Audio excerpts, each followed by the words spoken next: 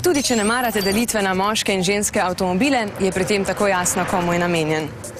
In verjetno ne obstaja noben avtomobil, ki bi se toliko trudil ugajati z vsemi detajli in barvnimi kombinacijami.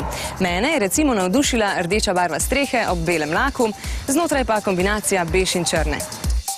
Res, da se hitro umaže, ampak pusti zelo prijeten vtis. Fiat 500C je majhen mestni avtomobilček, zato znotraj ne smete veliko pričakovati.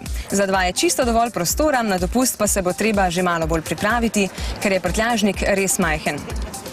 Sploh, če gresta na dopust, naprimer dve ženski, se veste, koliko prtljage vlačimo s sabo. Zato boste pogosto stvari dajali na zadnja sedeža. Če že ima parkirne senzorje zadaj, bi bilo za nerodne voznice super, da bi jih lahko imel tudi spredaj.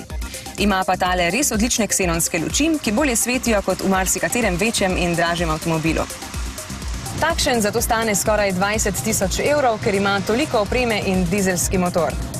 Porabi res malo goriva, kakšnih 5 do 6 litrov na 100 km, ampak je za mesta bolj primeren bencinski.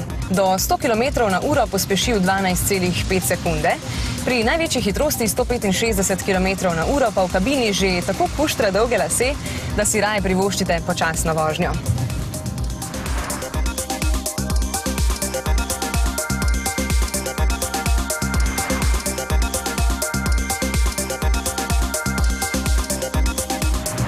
Do 60 km/h namreč lahko zaprete streho, kar vam bo v mestih prišlo še kako prav. Sicer pa to ni pravi kabriolet, ker je streha napeta na teh lokih.